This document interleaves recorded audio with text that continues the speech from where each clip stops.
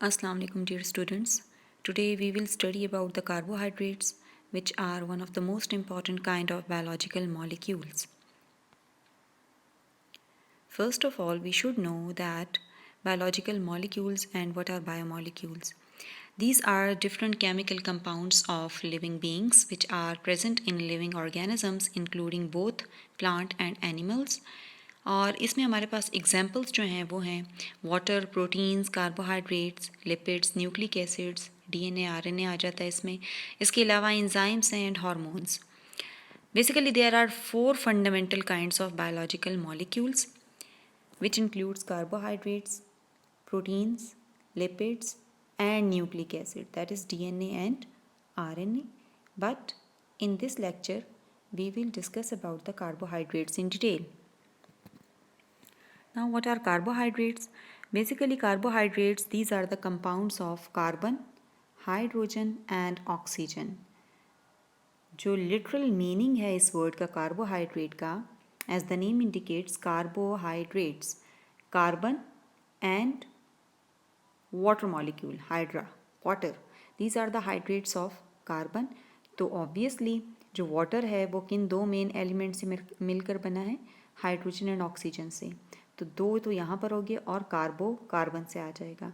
तो it means a carbon which is associated with water molecule. Examples हैं इसमें हमारे पास ग्लूकोज की, C6H12O6 इसका केमिकल फार्मूला है. इसके अलावा sucrose, C12H22O11. Now coming towards the chemical nature of carbohydrates. ये होते क्या हैं basically? Carbohydrates, these are organic compounds. Organic compounds in a sense कि इनमें कार्बन, हाइड्रोजन, ऑक्सीजन के साथ साथ कुछ फंक्शनल ग्रुप्स भी प्रेजेंट होंगे. Here in this diagram you can see carbohydrates जो हैं या तो वो पॉलीहाइड्रोक्सी एल्डिहाइड्स कहलाएंगे या पॉलीहाइड्रोक्सी कीटोन्स होंगे. ना पॉलीहाइड्रोक्सी का क्या मतलब है? पॉली मीन्स मैनी, हाइड्रोक्सी का मतलब है hydroxyl group. Many hydroxyl group, more than one, they must be attached with it along with the functional group aldehyde. तो हमारे पास ये बन जाएगा पूरा मॉलिक्यूल पॉलीहाइड्रोक्सी एल्डिहाइड्स. अब पॉलीहाइड्रोक्सी कीटोन्स जो है हमारे पास, इसमें जो मेन फंक्शनल ग्रुप होगा वो कीटोन का होगा. और these are the organic compounds which on hydrolysis या ऑक्सीडेशन रिडक्शन रिएक्शन जब उनमें होगी केमिकल कंपाउंड्स में, तो वो कन्वर्ट हो जाएंगी इनटू पॉलीहाइड्रोक्सी एल्डिहाइड्स और पॉलीहाइड्रोक्सी कीटोन्स.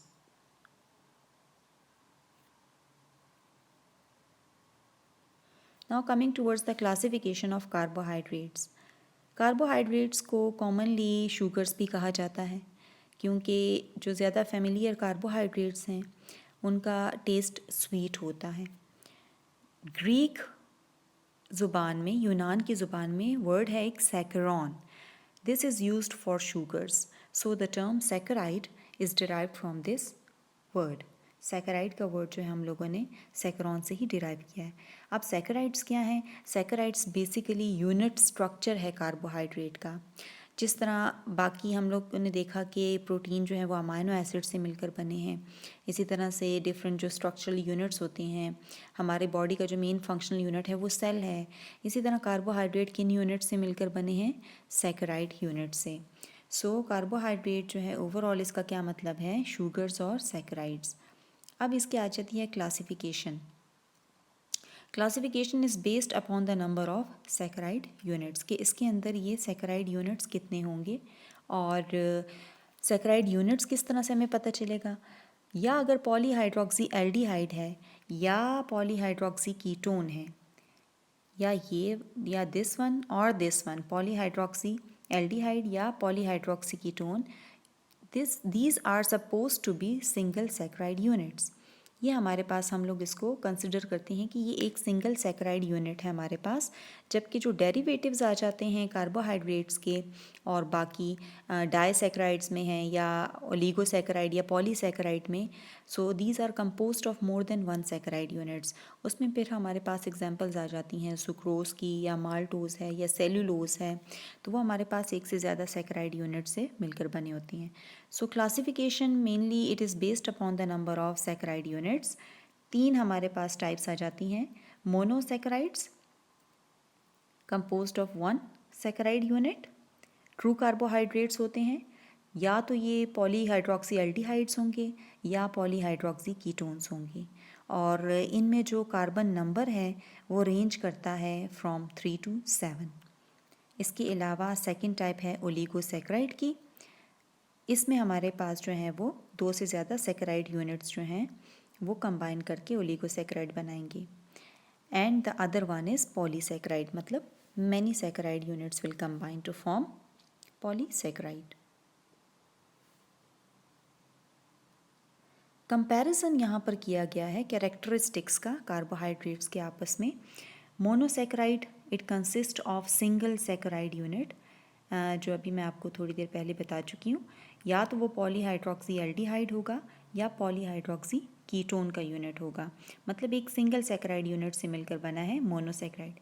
वाइल ओलिगोसैकराइड की तरफ अगर आएँ, इसकी बात की जाए, oligosaccharide these are composed of 2 to 10 saccharide units, while polysaccharide, जबकि polysaccharide these are composed of more than 10 saccharide units. In case of monosaccharide, these are the simplest carbohydrates which cannot be further hydrolyzed। इनकी further breaking down नहीं हो सकती क्योंकि हमारे पास already एक ही saccharide unit से मिलकर बने हैं। While oligosaccharide they have less complex structure and upon hydrolysis it yields at least 2 and maximum 10 monosaccharide units। Polysaccharide की तरफ आते हैं, they have highly complex structures, क्योंकि ये बहुत ही कॉम्प्लेक्स नेचर के होते हैं, चेन ज़्यादा इनकी हैवी होती है, मॉलिक्यूलर वेट इनका ज़्यादा होता है। देयरफॉर अपॉन हाइड्रोलिसिस जब इनकी ब्रेक डाउन की जाती है they yield at least 11 monosaccharide units. Monosaccharides जो हैं they are highly soluble in water, simple होते हैं और जल्दी इनकी सॉलेबिलिटी भी बहुत ज़्यादा है, मैक्सिमम है, सो डिज़ोल्व हो जाते हैं पानी में जल्दी। While oligosaccharide they are less soluble in water. Polysaccharide की अगर बात की जाए कॉम्प्लेक्स होते हैं, हैवी, इनका मॉलिक्यूलर वेट ज़्यादा होता है, they are generally insoluble in water. Monosaccharide की अगर बात की जाए they are sweetest among all carbohydrates. Example इसमें हमारे पास आ जाती हैं ग्लूकोज की। ओलिगोसैकराइड की अगर बात की जाए so they are less sweet in taste, इसमें डाइसैकराइड, ट्राइसैकराइड आ जाती हैं, सुक्रोज है, लैक्टोज है, so they are less sweet in taste as compare to this monosaccharides. While polysaccharide जो हैं they are tasteless, without any taste. इसमें polysaccharide में हमारे पास एग्जाम्पल आ जाती है स्टार्च की, ग्लाइकोजन की, काइटिन की। Coming towards the monosaccharides, these are the true carbohydrates। They can either be polyhydroxyaldehydes or polyhydroxy ketones, क्योंकि ये एक सैकराइड यूनिट से मिलकर बना है मोनोसैकराइड, और इसमें जो कार्बन एटम्स का नंबर है it can range from 3 to 7। जो चेन होगी इसकी वो 3 से 7 कार्बन एटम्स पर मुश्तमिल होगी। All the carbon atoms in monosaccharide except one have hydroxyl group. तमाम जितने भी कार्बन एटम्स हैं मोनोसैकराइड में, एक के अलावा उनके साथ क्या होगा, एक हाइड्रोक्सिल, उनके साथ हाइड्रोक्सिल ग्रुप होंगे, और जो एक होगा उसके साथ वो फंक्शनल ग्रुप लगा होगा। So therefore remaining carbon atom is either the part of aldehyde और कीटोन। अगर पॉलीहाइड्रोक्सी एल्डिहाइड है तो फंक्शनल ग्रुप कार्बन एटम उसके साथ फिर एल्डिहाइड ग्रुप अटैच्ड होगा, और अगर पॉलीहाइड्रोक्सी कीटोन का हमारे पास सैकराइड यूनिट है then the functional group will be ketone. इनका जो जनरल फार्मूला है that is CnH2nOn, where n is the number of carbon atoms. इस फार्मूले में जो n आपको नीचे सबस्क्रिप्ट में नज़र आ रहा है, बेसिकली इट डिनोट्स और indicates the number of carbon atoms. Classification of monosaccharides, अब इसको फर्दर हम लोगों ने किस तरह से क्लासीफाई किया हुआ है, दो मेन टाइप्स में क्लासीफाई किया जाता है। So on the basis of functional group which are attach to them. और हमें पता है कि दो ही हमारे पास इस तरह के टाइप्स आ जाती हैं जिनमें दो डिफरेंट फंक्शनल ग्रुप्स का यूज़ होता है, या तो एल्डिहाइड होंगे या कीटोन्स होंगे। सो वो वाले monosaccharides, those monosaccharides which contain aldehyde groups as functional group, these are called aldoses. उन शुगर को एल्डोज शुगर कहा जाएगा।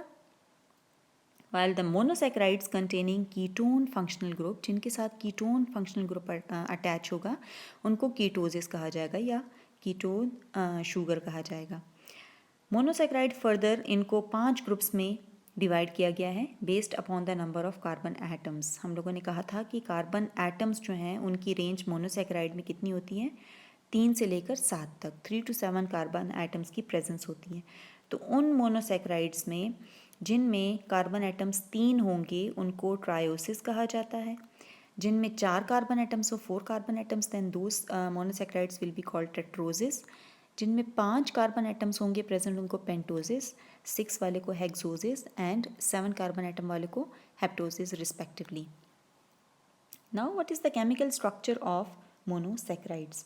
मोनोसैकेराइड्स जो हैं वो उनका केमिकल स्ट्रक्चर होता कैसा है। Usually they are found in open chain structure in crystalline form.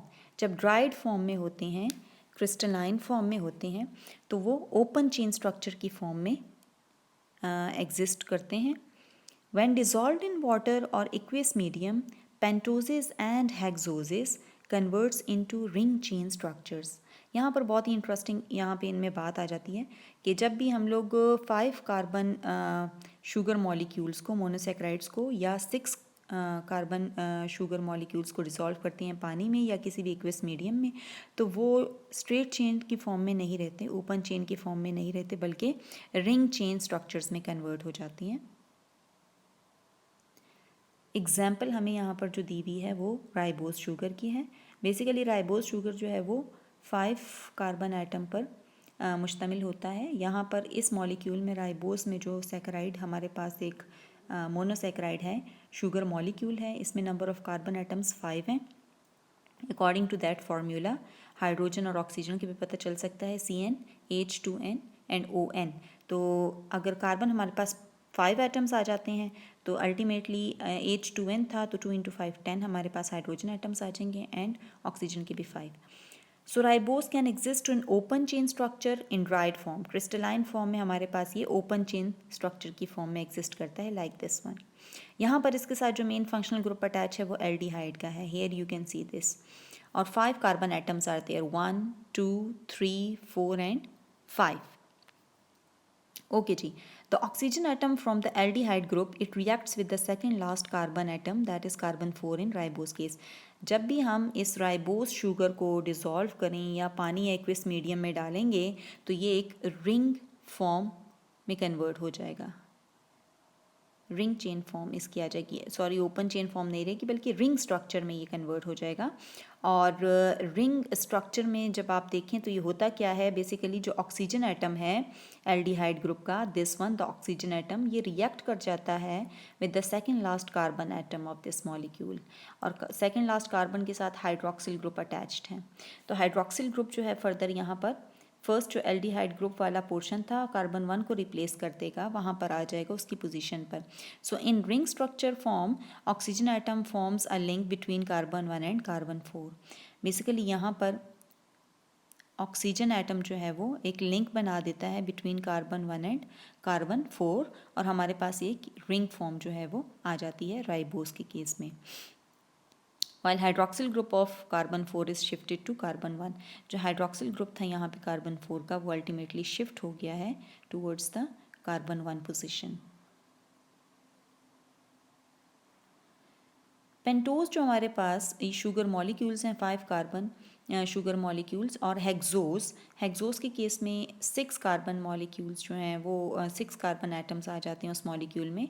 So in ring structure they exist in these 2 forms. ठीक है, हमारे पास या तो अल्फ़ा में आ जाती हैं फॉर्म में या फिर बीटा की फॉर्म में। अगर हेक्सोस की यहाँ पर हम लोग बात कर रहे हैं 6 कार्बन एटम वाले मॉलिक्यूल की, तो ग्लूकोज है ये बेसिकली हमारे पास सिंपल। हाइड्रोक्सिल ग्रुप अगर डाउनवर्ड पोजीशन पर होगा कार्बन 1 में तो इस फॉर्म को हम लोग कहते हैं अल्फ़ा ग्लूकोज की फॉर्म है ये। और अगर कार्बन 1 पोजीशन पे हाइड्रॉक्सिल ग्रुप अपवर्ड होगा प्रेजेंट, तो ये बीटा ग्लूकोज फॉर्म आ जाएगी। यहाँ पर हम लोगों ने अल्फ़ा और बीटा ग्लूकोज फॉर्म बेसिकली किस बेस पर डिवाइड किया गया है इनको, on the basis of the position of hydroxyl group attach to carbon 1। अगर नीचे डाउनवर्ड पोजीशन पर हाइड्रॉक्सिल ग्रुप अटैच्ड हैं तो उसको हम लोग अल्फ़ा ग्लूकोज फॉर्म कहेंगे, और अगर हाइड्रॉक्सिल ग्रुप जो है वो कार्बन 1 पे अपवर्ड पोजीशन पर अटैच्ड है तो उसको हम लोग बीटा ग्लूकोज कहेंगे। Therefore alpha and beta form is due to the position of hydrogen and hydroxyl group on carbon 1। ये इसकी ओपन चेन फॉर्म है। Aldehyde group is there open chain में कार्बन 1 के साथ, और बाकी हमारे पास जो है पॉलीहाइड्रॉक्सी एल्डिहाइड है। ये पॉलीहाइड्रॉक्सी डिफरेंट आपके पास जो है many hydroxyl groups they are attached in this molecule and the functional group here is the aldehyde group. और यहाँ पर रिंग फॉर्म के स्ट्रक्चर जो है हमारे पास इस तरह से अरेंज्ड हैं। कार्बन 1 इज़ देयर, कार्बन 2 है, carbon 3, carbon 4, carbon 5 and carbon 6। लेकिन अल्फ़ा और बीटा को हम लोगों ने किस बेस पर डिवाइड किया है इन दो टाइप्स को, on the basis of the attachment of hydroxyl group. उसकी पोजीशन क्या है हाइड्रॉक्सिल की, डाउनवर्ड है तो वो अल्फ़ा हमारे पास ग्लूकोज आ जाएगा, और अगर अपवर्ड पोजीशन है then it will be a beta glucose.